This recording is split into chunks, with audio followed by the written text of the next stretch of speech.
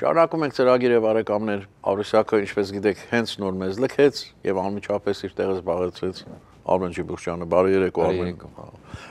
Ուրեմն մի քանի բան կա, որի մասին կուզենայի քեզ հետ զրուցել։ Մեկը Պուտինի նոր այս փորձել վախեցնել իր ինչ-որ անհայտ ընդծովյա ատոմային զենքով, հետո կարծես թե մի պահ խաղաղություններ հաստատվել Պաղեստին-Իսրայել հարաբերությունների մեջ, բայց նորից կարծեմ Իսրայելը ագրեսիվ գործողություններ արել, 100-ից ավել մարդ է մահացել։ Խնդրեմ, որ կողմից ուզում ես սկսել։ Հետաքրքրական է ինչ է տեղի ունենում Իսրայելում, տեսեք, իրականում պետք է ճիշտ հասկանալ,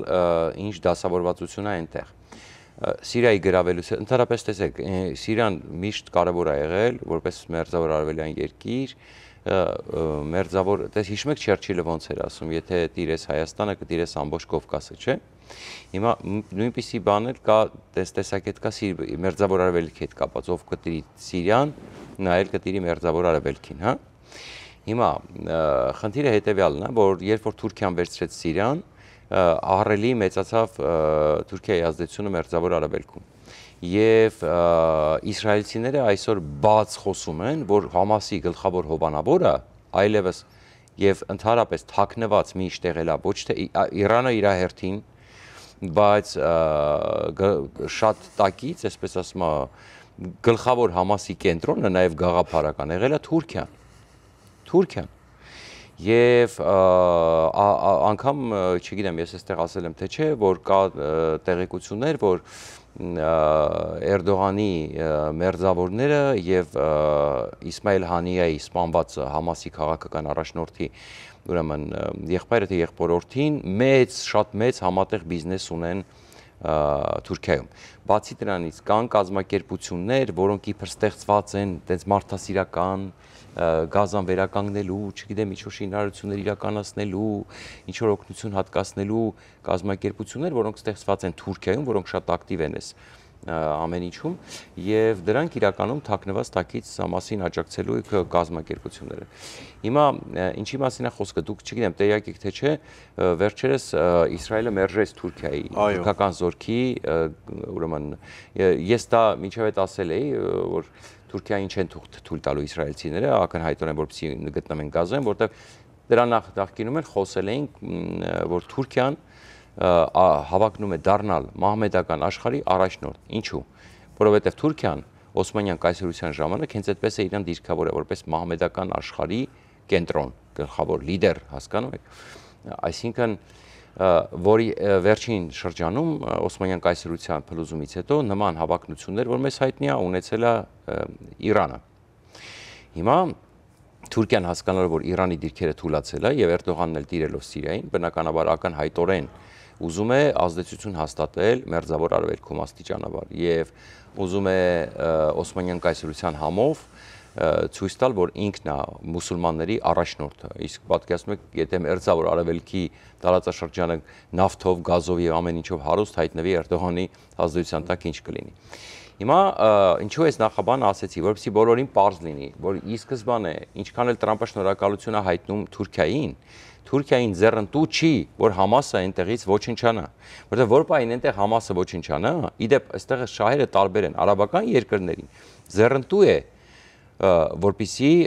այնտեղ Համասը ոչնչանա եւ իրենք ազդեցությունը մեծանա այդ տարածաշրջանում, որտեղ իրենք փող ու կարողություն։ Միևնույն ժամանակ, եթե դուք հիշում եք, Թրամփը անդադ շեշտում է, որ Քաթարն ու Թուրքիան են եղել հիմնական ճնշողները, որպեսզի Համասը համաձայնվի այս գործարքին։ Ինչու Քաթարն ու Թուրքիան, որտեղ Քաթարը ֆինանսական հովանավորողն է եղել հիմնականում, իսկ Թուրքիան գլխավոր քաղաքական հովանավորն է Համասի։ Եվ իդեպ նաև ոչ միայն քաղաքական, հա։ Ավելին ասեմ ձեզ, հենց հիմա Թուրքիան կան տեղեկություններ, որ օգնում է, որպեսզի Լիբանանում Հեզբոլլահը վերականգնվի։ Այսինքն շատ հետաքրքիր ձևով այն պրոքսիները, որ Իրանը ունեցել է, Թուրքիան Իրանի հետ համաձայնությամբ ենթադրաբար օգնում է, որպեսզի զենք մատակարարվի Հեզբոլլահին եւ նորից Իսրայելի շուրջ ստեղծվեն նոր վտանգներ։ Հիմա ակնհայտորեն Թուրքիան չի ցանկանում այն տարբերակը, այն ծրագիրը, որը Տրամպը առաջարկել է, որտեղ դրա ավարտին Թուրքիայի ազդեցությունը Պաղեստինում ըստ էության գրեթե զրոյանալու է, եթե այնտեղ չլինի սպառնալիք, կոնֆլիկտ, չեմ կարծում, թե շատ մեծ է։ Թուրքիան ոչ այդ ֆինանսական միջոցները ունի, որ այնտեղ կարողանա հարց լուծի։ Հիմա Համասի զինյալները թունելներից դուրս են եկել եւ հարձակվել են իսրայելցի, պրովոկացիա են արել իսրայելական զինվորների վրա։ Այնտեղ գիտեք դեղինգից կա, դեղինգից է քաշած, որտեղ կանգնած են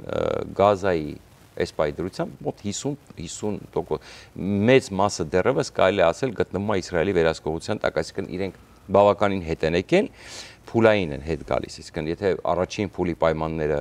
կատարվում են, հետո բանակցվում է երկրորդ փուլի, երրորդ փուլի եւ այսպես շարունակ։ Հիմա դեղինգից է գծված, որտեղ ստեղծված են պայմաններ նաեւ պաղեստինցիների համար, որոնք կարող են վերադառնալ, այնտեղ սնունդը ճիշտ բաշխվելու խնդիր կա, որտեղ Թրամփն էլ Ռուբիոն խոսում են այն մասին, որ Համասը գողանում է, շարունակում է գողանալ այդ սնունդը, իրենք խնդիր ունեն արդար բաշխելու այդ ամեն ինչը։ Հիմա Համասի, այս էլ որերորդ անգամ Համասի զինյալները իսրայելցի զինվոր են սպանում։ Սա երկրորդ թե երրորդ անգամը։ Եվ հիմա ընդ որում այնտեղ ինժեներական աշխատանքներ կատարող զինվոր են սպանել։ Եվ ինչպես մինչև այդ Տրամպը Նեթանյահուի հետ պայմանավորվածություն ունի անհամարժեք ոչ համարժեք պատասխանի իրավունքի։ Դուք մեկ եք սպանում, մենք 120։ Այո, որպեսզի Համասը չլկտի անը, իսկ դուք գիտեք, որ Ռուբիոն եւ իրենք ընդ որում ամերիկացիները ասեմ ձեզ, նույն Ռուբիոն որ խոսում է, նա ասում է սա երկարատև գործընթաց ու այնպես չի, որ 100% պետք է բան։ Նույնն էլ Թրամփը ասում է, ես ունեմ պայմանավորվածություններ։ Կպահեն այդ պայմանավորությունը, կպահեն, չէ, ուրեմն մենք կոչնչացնենք Համասը, բարձր Իսրայելի միջոցով, հա։ Հետևաբար սա հատուկ արվում է նրա համար, որպեսզի օգտագործվում է Համասը, որ մեկը հարձակվի, մի հատ իսրայելական զինվոր սպանի, իրենք հասկանում են ոչ մի բան դրանով չեն հասնի։ Բայց Իսրայելը անհամաչափ էլի կարևոր լիդերներից է այդ ռազմական ոչնչացրել այս հարվածների արդյունքում, բայց պարզ է, որ հարվածների արդյունքում զոհվում են նաև քաղաքացիականներ։ Այսինքն Թուրքիան ամեն ինչ անում է, որ Իսրայելի այս հարվածների ֆոնին իսկ Իսրայելը տարբերակ չունի, որովհետև եթե խիստ չպատժի, այդ հարվածները, այդ տերակտերը, ահաբեկչությունները կդառնան շատ ավելի հաճախակի, շատ ավելի ազատ ու շատ ավելի լկտի։ Համար պայմանավորությունը սենց է, որ ես անհամարժեք եմ պատասխանելու, եթե Համասը հարձակվի։ Հիմա իսրայելական բանակի վրա հարձակում է տեղի ունեցել, սպանվել է զինվոր, Նեթանյահուն պատասխանեց կոշտ ձևի, եւ բայց Թրամփը խիստ զգուշացնում է Նեթանյահուին, որ ոնց ուզում ես պատասխանեցիր, բարձր կանգնում ես,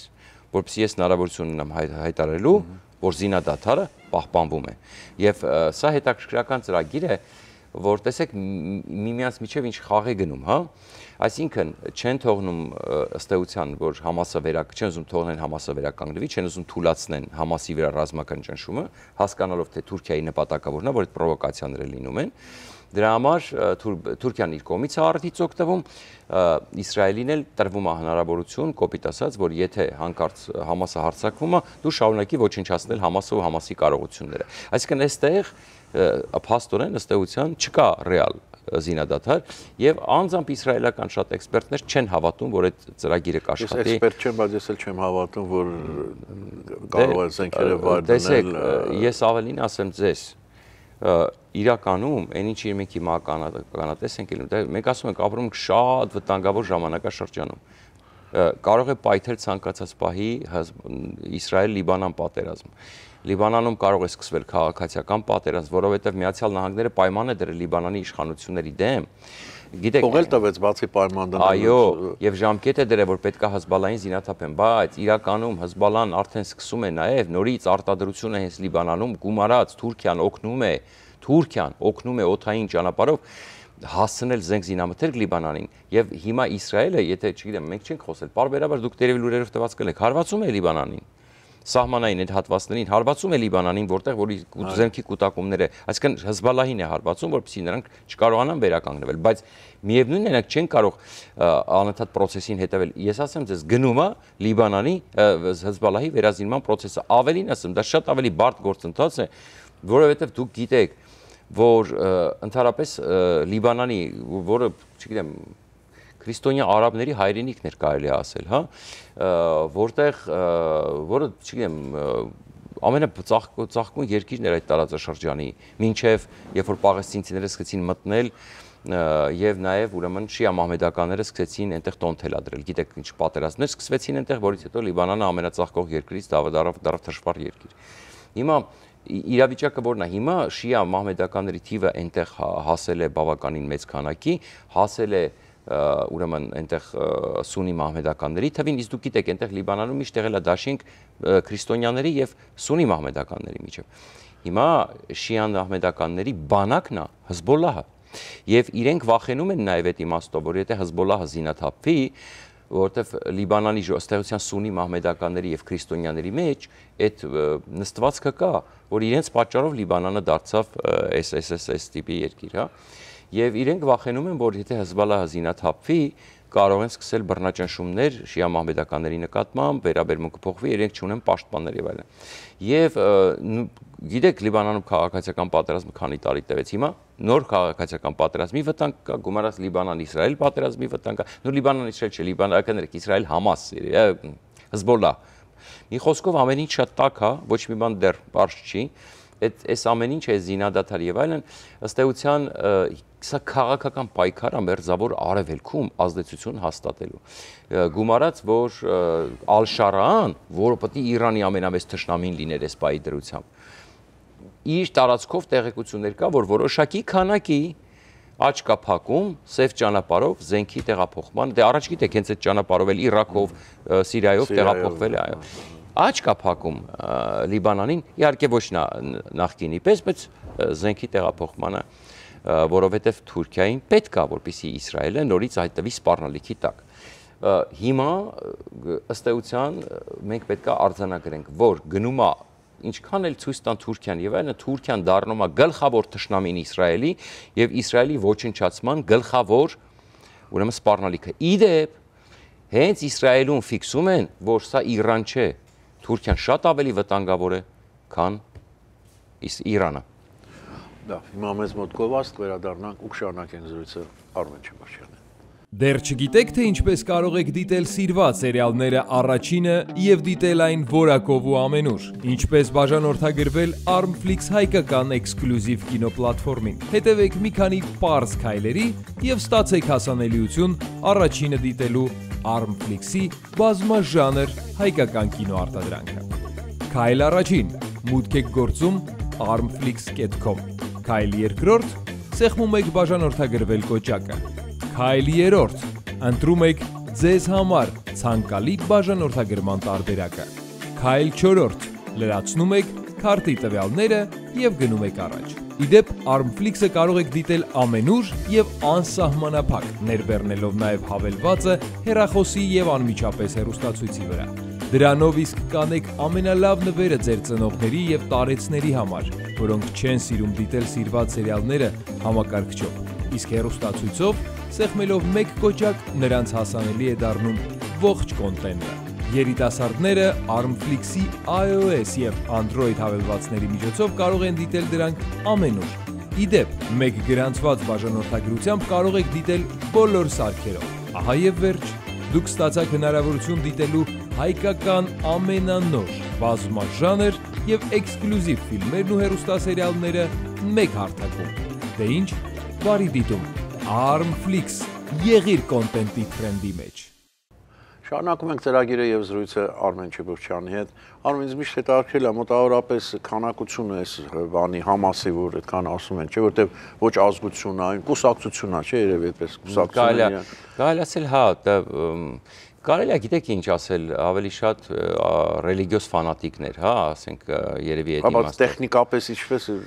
կուսակցություն էլ չի, չէ, երևի ինչ-որ հավատք չի։ Չէ, իրանք քաղաքական թև ունեն, իրանք այսինքն եթե քաղաքական թև ունեն, կարելի ասել, իրանք ահաբեկչական կազմակերպություն են, բայց իրենք ստեղծել են քաղաքական թև։ Հիմա իրանք ահաբեկչական մենք ենք իրանք անվանում, բայց իրանք ամբողջ աշխարհը իրանք կարող է կուսակցություններ համարում, բայց ամբողջ աշխարհը իրենց համարում է, հա, ըստ էության տեսեք, իրանք ունեն քաղաքական թև, այդ Հեթանիան, որ սպանեցին, այդ իրենց քաղաքական թևի ղեկավարները։ Իդեոլոգիան մշակող։ Այո, բայց կարելի է այդպես ասել, բայց հստակ, որ այդպես ասեն Համաս կուսակցություն, այսինք իրենց ոչ մեկ կազմակերպություն, այո, ընդ որում ահաբեկչական։ Հա, եւ ինչ քանակություն, տեսեք, մոտավոր խոսվում է միջինը 4000-ի մասին, մինիմում 2000, մաքսիմում 8000, դրա համար վերցվում է թիվ միջինը 4000 զինյալ, բայց կոնկրետ ոչ ոք չգիտի, պաստորեն, հա։ Չի կարա իմանա։ Եվ ասեմ, դա կախված է ինչից, դա կախված է տեսեք, մի հատ վատ հանգամանք կա այս իմաստով, որ ըստ էության պետք է հասկանալ, որ այդ այնտեղ տարբեր տվյալներով ապրում է 800,000-ից 2 միլիոն արաբ այդ տարածքում, հա? Եվ այդ մարդկանց բացարձակ մեծամասնությունը, եկեք տոկոսներով չասենք, բացարձակ մեծամասնությունը գաղափարապես Համաս է։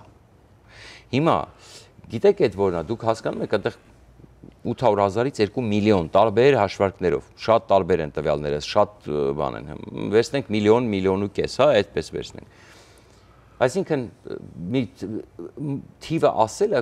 կոնկրետ թիվը կախված է դրանում, ինչի են իրանք պահում, իրանք կարան 15,000 պահեն, 20,000, 50,000, 100,000։ Խնդիրը հետևյալն է, որ կան տարածքը փոքր է, իրանք խնդիր ունեն չհայտնաբերվելու, իրանք թունելների տակ են ապրում, մտնում են, դուրս են գալի, այսինքն սա այդ ինֆրաստրուկտուրա են սարքել։ Եվ խնդիրը նա է, որպեսզի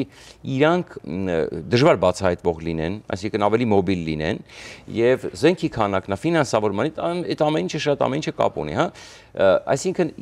իրանք ցանկացած պահի կարան դառնան 44,000, բայց իրանք պահում են կոպիտ ասած այդ 4,000 թիվը եւ դա չի պակասում։ Հասկանում եք միտքս։ Դա երևի զինվորների թիվը, այսպես ասենք, հա, այո, այսինքն այն որ ասում են, ինչի եմ ես սա հատուկ շեշտում, որտեղ մեր ժողովուրդը կարող մտածի կամ մարդին կարող մտածեն, դե 4,000 եղածն ի՞նչ է,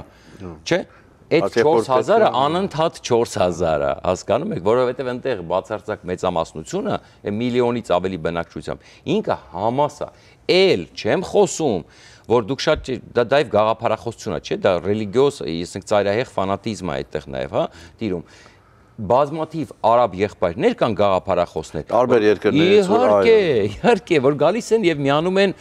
Համաս խմբակցությանը։ Իսկ մենք գիտենք, որ պայքարելով սիոնիզմի դեմ։ Այո, մենք գիտենք, որ արաբները բնակչության քանակի խնդիր չունեն, հա, մեղմ ասած էս իմաստով։ Այս սրանով է հարցը բարթանում, որ դրա համար երբ որ խոսում են, ասում են դու կարող ես սպանել,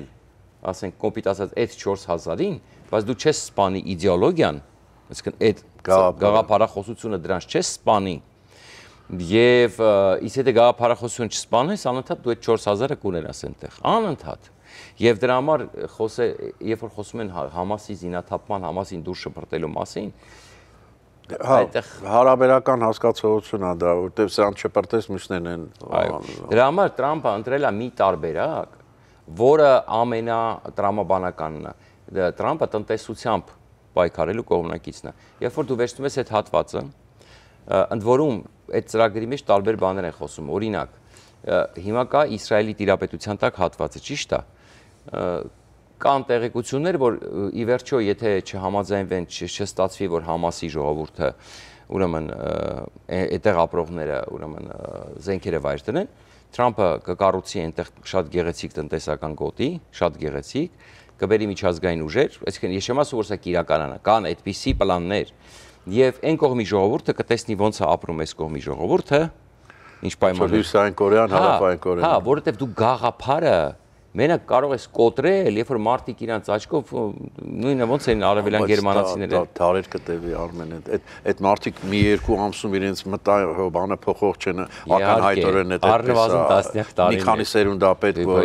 կրթության եւ այլ, որ հասկանա, որ սպանելով չի, եւ իրենց ամբողջ գործելավ ոչ ամեն ինչ որ արդեն չի աշխատում այս օրերին։ Համասը ի վերջո չի եղել, չէ՞, Համասը 80-90-ականներից սկսեց առաջանալ, ճիշտ է։ Այսինքն մինչև այդ ամեն ինչը կառուցվի, այդ Համասի գաղափարախոսությունը կարող է անդառնալի հնանալ, իհայտ եկածել էր մեկ ավելի այլ հզոր կազմակերպություն, ավելի վատ գաղափար։ Իհարկե։ Եվ շնորհակալություն Արմեն։ Ես եմ շնորհակալ։ Այսքան այսօրվա համար սիրելիներ, կհանդիպենք վաղը, միշտ տեսություն։